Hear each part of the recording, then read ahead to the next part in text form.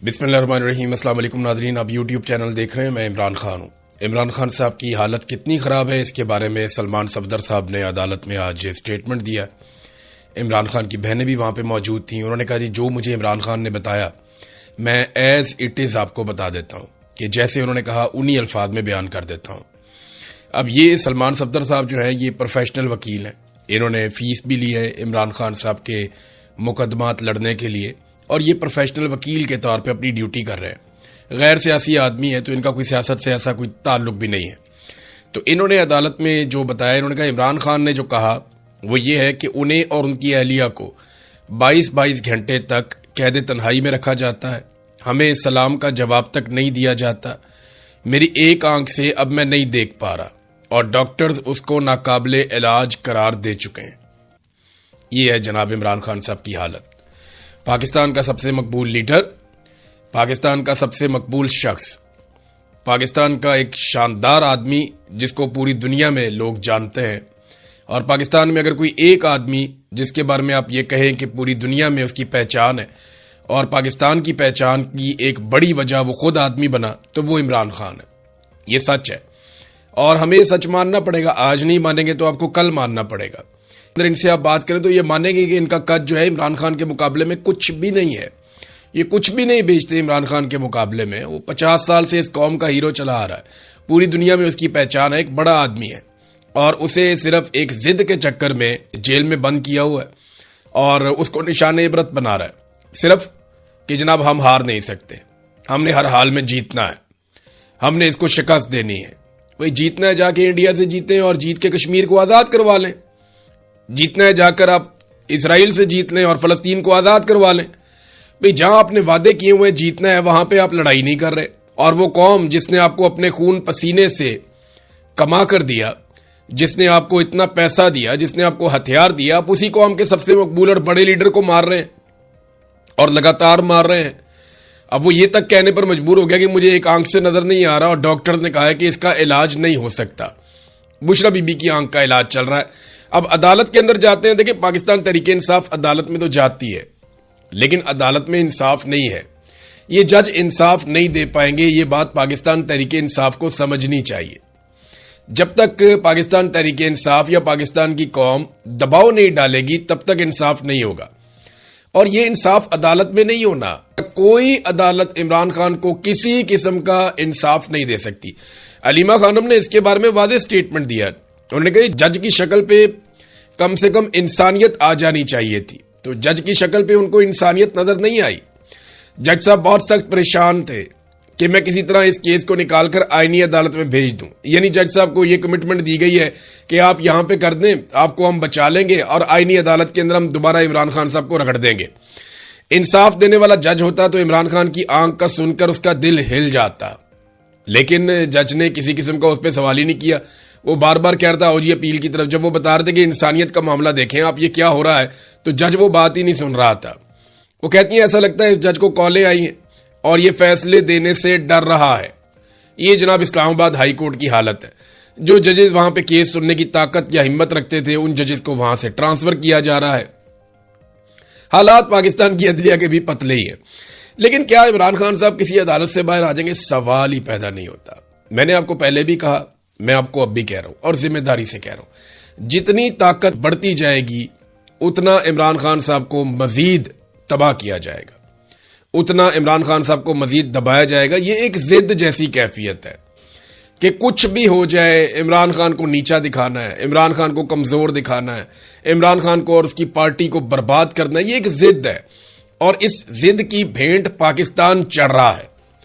इस जिद के चक्कर में पाकिस्तान की अदलिया को बर्बाद कर दिया, इस जिद के चक्कर में पाकिस्तान की सोसाइटी को बर्बाद कर दिया, इस जिद की चक्कर में पाकिस्तान की मईशत को तबाह बर्बाद कर दिया, पाकिस्तान में अमनो अमान को भेंट चढ़ा दिया इस जिद के आगे।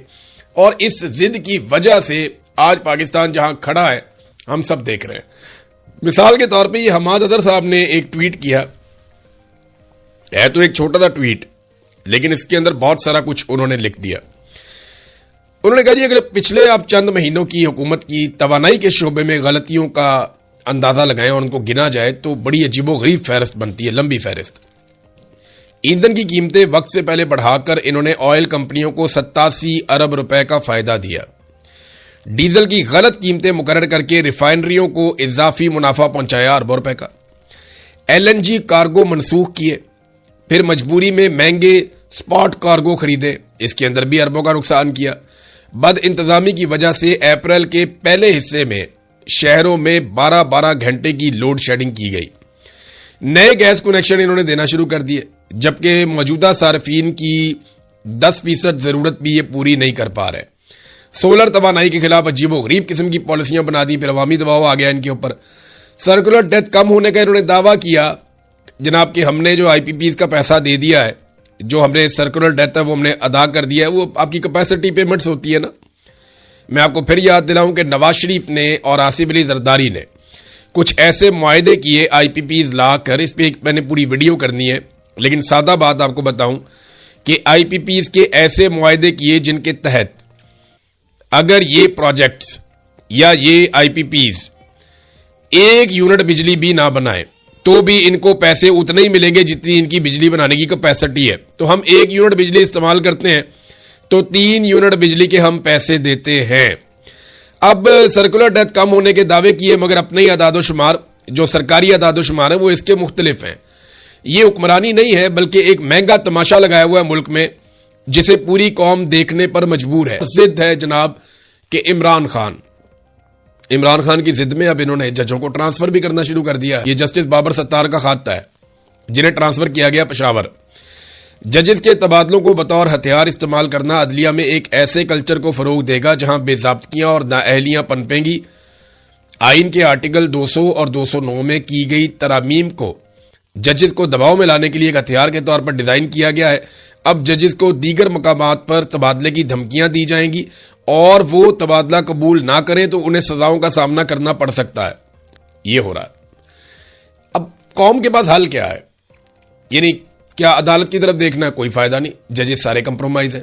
کیا پارلیمان کی طرف دیکھنا ہے؟ کوئی فائدہ نہیں, پارلیمان ربر سٹیمپ ہے, وہاں پہ اپنے فارم 47 کے اندر لا کر بندے بٹھائے ہوئے. کیا میڈیا کی طرف دیکھنا ہے؟ میڈیا پوری طرح سے کنٹرول ہے, بات ہی نہیں کر سکتا. جو بات کرتا ہے اس کے ساتھ کیا ہوتا ہے آپ نے دیکھ لیا. بھی حال ہی میں فخر الرحمان صاحب کو بھی اٹھا لیا گیا. ایک کمپین چلاتے ہیں, پھر بندے کے ساتھ کیا کرتے ہیں, مطیع اللہ جان ان کا پروگرام بند کروا دیا, یعنی ان سے ان کی نوکری چھین لی صرف آواز اٹھانے کی وجہ سے. تو یہ پاکستان میں ایک نیو نارمل ہے. میڈیا سے بھی آپ توقع نہیں کر سکتے, پارلیمان سے بھی نہیں کر سکتے, عدلیہ سے بھی نہیں کر سکتے, تو پھر آپ کس سے توقع کریں گے؟ پھر آپ کو اپنے بازو پہ بھروسہ کرنا پڑے گا.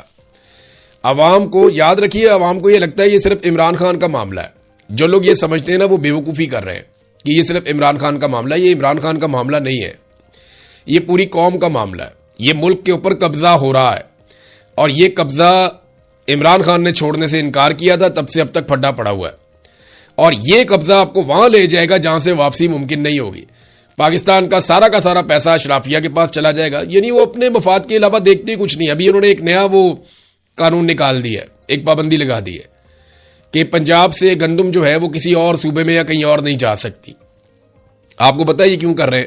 پنجاب کے اندر کسان بیچارے کی گندم اب تیار ہو گئی ہے, اس نے گندم بیچنی ہے. گورنمنٹ تو گندم لے نہیں رہی اور گندم کی پرائس ملے گی نہیں, کیونکہ مافیا اکٹھا ہو جائے گا اور وہ ایک قیمت ایسی مقرر کر دے گا کہ جناب اس قیمت پہ ہم خریدیں گے, اس سے زیادہ پہ ہم نہیں خریدیں گے. اور مارکیٹ کے اندر کسان اس سے بھی سستی گندم بیچنے پر مجبور ہو جائے گا. تو کسان کے پاس جب تک گندم رہتی ہے تب تک اس کی قیمت گراتے ہیں, اور تب تک اس بات پہ پابندی لگائی جاتی ہے کہ یہ گندم کسی اور صوبے کو بھی نہ بیچ سکے. مثال کے طور پہ اگر اچھے گاہک مل جاتے ہیں بلوچستان میں یا خیبر پختونخوا میں جو گندم کی اچھی قیمت دے رہے ہیں, تو وہاں پہ گندم بھیجنا ہی منع کر دیتے ہیں کہ گندم یہاں سے بارڈر کراس نہیں کرے گی اور ہم پنجاب سے گندم کسی اور صوبے میں نہیں جانے دیں گے. یہ ہے طریقہ واردات, تاکہ کسان کو پیسے نہ ملے. لیکن جس وقت مڈل مین یا آڑتی یا وہ لوگ جو حکومت کے بہت قریبی ہیں, جو مافیاز ہیں, جب وہ گندم خرید لیتے ہیں کسانوں سے اور پھر لاکھوں کسانوں کی گندم چند ہاتھوں میں آ جاتی ہے, تو اس کے بعد پھر پابندیاں اٹھ جاتی ہیں. اس کے بعد قیمت بڑھانے پہ بھی پابندی نہیں رہتی, اس کے بعد آٹے کی قیمت بھی مہنگی ہو جاتی ہے, اس کے بعد مختلف صوبوں میں یہ مہنگی گندم یا مہنگا آٹا بیچ سکتے ہیں. یہ ہے ناظرین وہ واردات جو ہر دفعہ ڈالی جاتی ہے, ابھی پھر ڈالی جا رہی ہے.